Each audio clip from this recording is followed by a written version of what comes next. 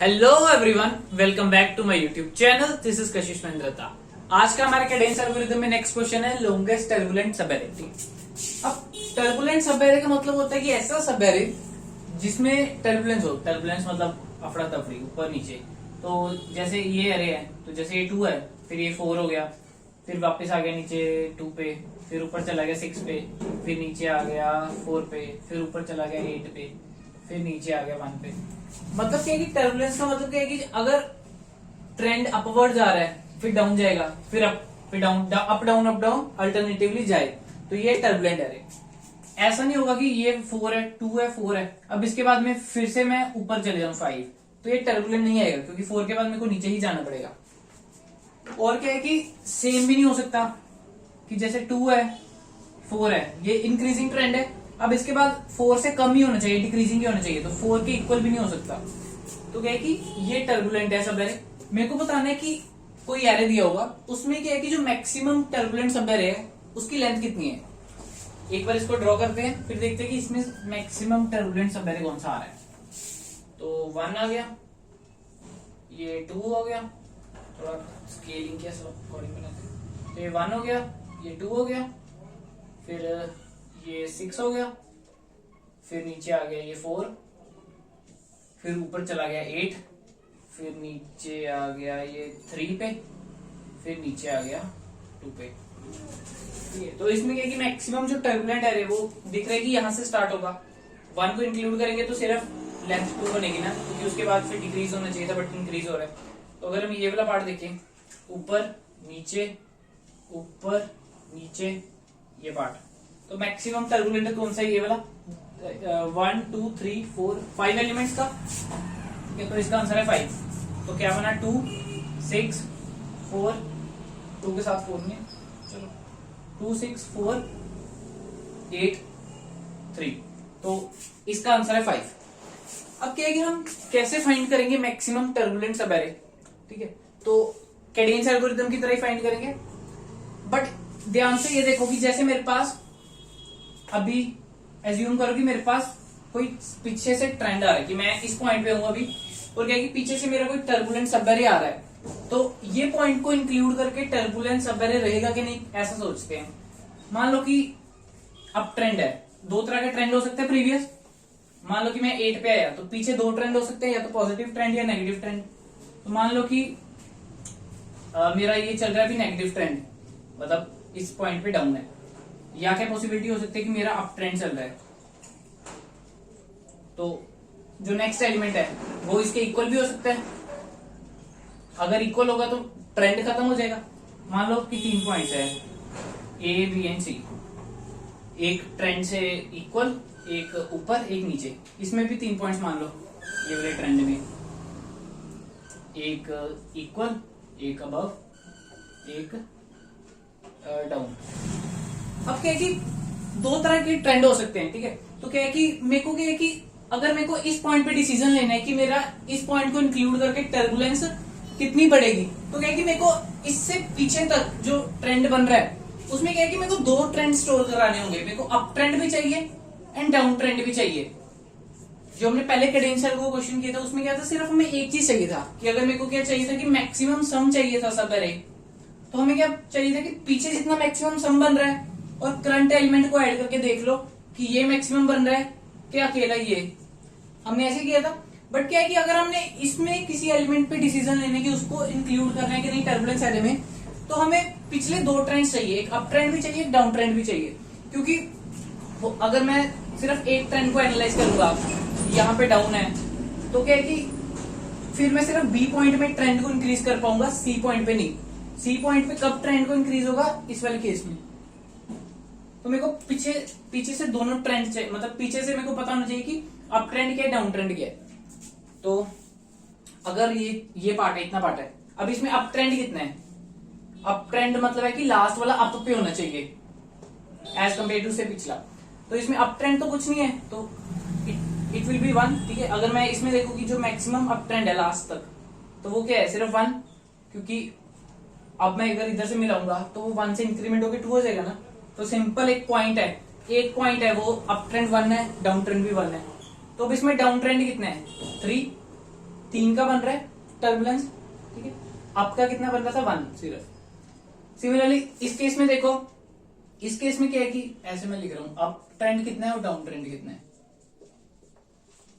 और इस केस में क्या है कि मेरा जो डाउन ट्रेंड है वो कितना है 1 है, ये वाला। सिर्फ ये दो क्या है कि पीछे काउंट नहीं हो गया, अगर सिर्फ एक पॉइंट लूंगा तो वो भी एक ट्रेंड ही है, तो मेरा क्या हो गया अप ट्रेंड हो गया। इसमें मेरा अप ट्रेंड हुआ मेरा 3, क्योंकि 3 एलिमेंट्स मिलके अप ट्रेंड बना रहे हैं, और डाउन ट्रेंड कितना हुआ 1। अब देखते हैं कि इसको इंक्लूड करने से क्या बन रहा है। अब क्या है कि अगर ए पॉइंट है, मतलब ये 8 है, पीछे भी 8 होता, तो इट डजंट मैटर कि पीछे कौन सा ट्रेंड चल रहा है, कि अप ट्रेंड चल रहा है डाउन ट्रेंड, क्योंकि वो शुरू से स्टार्ट हो जाएगा। कि अब मान लो कि ये पॉइंट आ गया, अब क्या है कि इसने ये वाला ट्रेंड भी तोड़ देना है, ये हुआ तो भी इसने ट्रेंड तोड़ देना है। तो इस केस में क्या है कि मैं शुरू से मेरा ट्रेंड क्या बन जाएगा 1,1। मतलब क्या है कि मैं पीछे लेको सारे को इग्नोर कर दूंगा। आई मीन टू से कि अभी मेरे पास सिर्फ एक ही पॉइंट है, अब मैं क्या कि फ्रेश ट्रेंड बनाना स्टार्ट करूंगा। मेरे को कंटिन्यूस ट्रेंड चाहिए था ना, इस पॉइंट पे ब्रेक कर रहा है, तो क्या कि मैं इस पॉइंट को इंक्लूड नहीं करूंगा। मैं कहूंगा कि यहाँ पे एंड होने वाला जो मैक्सिमम ट्रेंड है वो है 1,1, ठीक है। इस केस में भी मेरा 1,1 आएगा। तो इस केस में क्या आएगा, इस केस में देखो क्या आता, जैसे अभी मेरा लो ट्रेंड था मेरा 3, अगर मैं अब इसको इंक्लूड कर लूंगा तो मेरा जो हाई ट्रेंड है वो मेरा 4 बन जाएगा, क्योंकि 3 तो ट्रेंड बना हुआ था और नंबर क्या है कि मेरा बड़ा है, तो ये मेरा 4 बन जाएगा। तो मतलब क्या है कि जो मेरा अप ट्रेंड हो गया इसका बी पॉइंट का, वो कितना हो गया प्रीवियस के जो डाउन ट्रेंड है, मतलब प्रीवियस का जो लो है +1, मतलब ये जो ट्रेंड बन रहा है +1, और हाई ट्रेंड कितना हो गया, अब ये 4 पॉइंट्स का एरिया है, तो अगर मैं देख रहा हूँ कि बी पे एंड होने वाला हाई ट्रेंड क्या है, तो सिंपल 1 आएगा, क्योंकि पीछे सारा डाउन ट्रेंड है, तो एक ही पॉइंट को कंसीडर करेंगे हाई ट्रेंड में, तो ये बन गया। तो सी पॉइंट में देखें क्या बनता है। अब अगर इस पॉइंट पे देखें तो इस पॉइंट से ये ज्वाइन हो गया, तो अब क्या है कि मेरा जो अप ट्रेंड है ना ही मेरा ये अप ट्रेंड, अब क्या है कि ये इस पॉइंट पे एंड होने वाला क्या ट्रेंड बना, ये 2 पॉइंट्स का ही ट्रेंड बना, ठीक है, क्योंकि ये 2 कंटिन्यूसली इधर से इंक्रीज नहीं हो सकते या इधर से डिक्रीज नहीं हो सकते। तो क्या है कि मेरा जो डाउन ट्रेंड है वो कितने का बना इस पॉइंट पे 2 का, और अप ट्रेंड कितना है 1 का ही, क्योंकि अगर डाउन ट्रेंड है तो अप ट्रेंड होगा नहीं, तो सिंपल 1 है पॉइंट। इसको मैं ऐसे भी लिख सकता हूं कि इसमें क्या था कि अगर ये डाउन ट्रेंड था तो इसका अप कितना था 1, ठीक है। तो इधर इसको मैं ऐसे भी लिख सकता हूं अप +1। अब क्या है कि इस केस में भी देखो कि क्या तीनों फॉर्मूला सेम बन रहे हैं कि हमें अलग बनाने पड़ेंगे। अब देखो कि अगर इसमें ए केस आ जाता वो तो सेम था। अब क्या है कि अगर सी आ गया मेरा, तो ये क्या बना रहा है मेरा डाउन ट्रेंड बना रहा था, तो इसमें क्या करेंगे पीछे जो अप ट्रेंड आ रहा है, डाउन ट्रेंड में क्या करेंगे पीछे जो अप ट्रेंड आ रहा है उसमें एक ऐड कर देंगे, तो ये डाउन ट्रेंड बन जाएगा। अब डाउन ट्रेंड है तो दूसरा क्या होगा 1 ही होगा, ठीक है। और अगर पिछले पॉइंट से बड़ा पॉइंट आ गया मेरा, तो इस पॉइंट पे एंड होने वाला जो ट्रेंड है वो सिंपल ये, तो विच इज अप ट्रेंड, तो अप ट्रेंड पे आ गया मेरा 2 एंड डाउन ट्रेंड पे आ गया 1। तो क्या था कि अब इसमें ये था 1, ठीक है, मतलब क्या था कि ये डाउन ट्रेंड था 1, क्योंकि अप था तो डाउन था 1, तो दोबारा अप आ गया, तो इसको मैं ऐसे भी लिख सकता हूं डाउन ट्रेंड +1।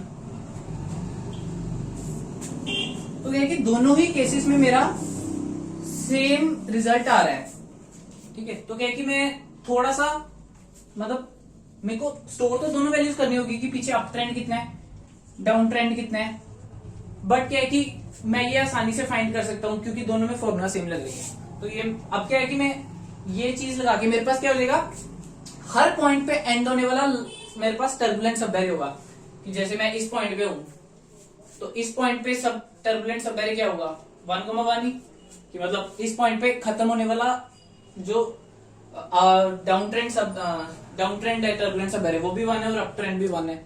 फिर क्या है कि मैं ये वाली इंफॉर्मेशन से इस पॉइंट पे एंड होने वाला फाइंड कर लूंगा लॉन्गेस्ट टर्बुलेंट सबवेरी। ऐसे क्या है कि मैं हर एक पॉइंट पे एंड होने वाला टर्बुलेंट सबवेरी फाइंड कर लूंगा। तो क्या है कि बीच में से जिसका आंसर मैक्सिमम आया वही मेरा फाइनल आंसर हुआ, ठीक है। तो क्या है कि इसका जो है रेफरेंस रिलेशन वो क्या बना मेरा कि मैं 2 वैल्यू स्टोर कराऊंगा, तो स्टोर में 2 वैल्यूज करा लूंगा, तो कुछ ऐसा बना लो। इसमें क्या है कि मैं अप ट्रेंड स्टोर करूंगा, इसमें क्या है कि मैं डाउन ट्रेंड स्टोर करूंगा, और क्या है कि मेरे को हर पॉइंट पे एंड होने तक स्टोर करना था ट्रेंड। तो स्टार्ट होगा ये 0 से और खत्म होगा मेरा n-1 पे, ठीक है।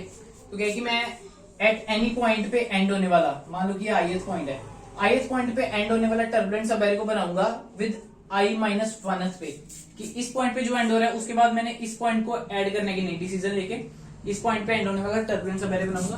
तो उसकी क्या मेरी कंडीशन बनेगी, 3 केसेस बनेंगे। पहला केस बन गया कि if nums of i equals to nums of i-1, अगर तो इक्वल है तो क्या है कि सिंपली अप ट्रेंड और डाउन ट्रेंड 1 हो गया। तो मतलब क्या हो गया कि मेरा dp ऑफ i तो नहीं है, dp of 0 i equals to 1 and dp of 1 i equals to 1, ठीक है। तो ये 0th रो थी और ith कॉलम था, और ये फर्स्ट रो थी और ith कॉलम था। दूसरे केस में क्या होगा मेरा, ये केस हो गया मेरा। अब ये पॉइंट देखते हैं कि अगर मेरा, मैं ऐसे लिख देता हूँ नंबर ऑफ i-1 लिख ही देता हूँ, number of, if number of i is greater than number of i-1। तो अगर ये कंडीशन होती तो इस कंडीशन में क्या था मेरा, जो अप ये क्या था मेरा, अप ट्रेंड था ना, ठीक है। तो अप ट्रेंड था जो मेरा, वो था लो ट्रेंड प्लस 1, प्रीवियस के लो ट्रेंड प्लस 1। तो ये क्या हो गया, dp of 1 and i-1 plus 1। तो ये वाला होगा इधर से, ठीक है, और ये होगा इधर से प्लस 1। एंड दूसरी चीज तो इसकी होगी वैसी 1, तो dp of 1 i equals to 1। और तीसरा केस क्या था, तीसरा केस था कि मतलब एल्स लगा दो, मतलब जो बच गया। तो तीसरा केस था मेरा डाउन वाला। तो इस पॉइंट में क्या आ जाता है मेरा, dp of 0 i equals to 1 and dp of 1 i equals to 1 plus dp of 0 i-1। तो क्या था कि 2 चीजें सोल्व करनी पड़ी, बट क्या है कि दोनों के फॉर्मूलेज हमारे सेम बन गए। तो ये मेरा रेकमेंसिलेशन बन जाएगा तीनों केसेस में, ठीक है। इजी है, कुछ और करने की जरूरत नहीं है, ठीक है। कोड हो ही गया एक तरह से, ठीक है, कोड खुद कर लेना। अब इसकी बेस कंडीशन क्या है, देखो मेरा i पॉइंट है, dp ऑफ i है, दैट डिपेंड्स अपॉन i-1। तो क्या है कि मेरे को स्टार्टिंग में 0 के लिए फॉर्मूला एप्लीकेबल नहीं होगा। तो क्या है कि 0 पे मेरे को पता है वैसे भी एक पॉइंट है, तो मैं प्री फिल कर दूंगा इन दोनों पॉइंट्स को एज ए 1, ठीक है, ताकि क्या है कि आगे वाली चीजें मैं आसानी से फिल कर सकूं। अब क्या है कि मेरे पास ये जो 2D एरे बन गया, इसमें मेरे पास क्या है कि ये बताता है कि मेरा ith एलिमेंट पे एंड होने वाला लार्जेस्ट टर्बुलेंट सब एरे कौन सा है जिसका अप ट्रेंड हो, और ये बता रहा है कि ith पे एंड होने वाला लार्जेस्ट टर्बुलेंट सब एरे जिसका डाउन ट्रेंड हो। बट क्या है कि हमें तो टर्बुलेंट ही फाइंड करना है, ट्रेंड से क्या मतलब। तो क्या है कि जब हमारा ये फिल हो जाएगा, हमारे पास सारे आंसर आ जाएंगे, तब क्या है कि इस पूरे 2D एरे में से जो मैक्सिमम होगा ना, वो हमारा आंसर होगा, ठीक है। तो पहली चीज हमें ये करनी है, दूसरी चीज ये करनी है। तो ये था हमारा क्वेश्चन। अब क्या था इसमें कॉम्प्लेक्सिटी क्या आएगी, स्पेस कॉम्प्लेक्सिटी क्या आएगी मेरी, ऑफ n 2n आएगा, but of 2n equals two of n। और क्या है कि टाइम कॉम्प्लेक्सिटी क्या आएगी, मेरे को यही फिल करना था, तो टाइम कॉम्प्लेक्सिटी भी मेरी क्या हो जाएगी, of n। So this was all about this question. Okay, meet in the next video.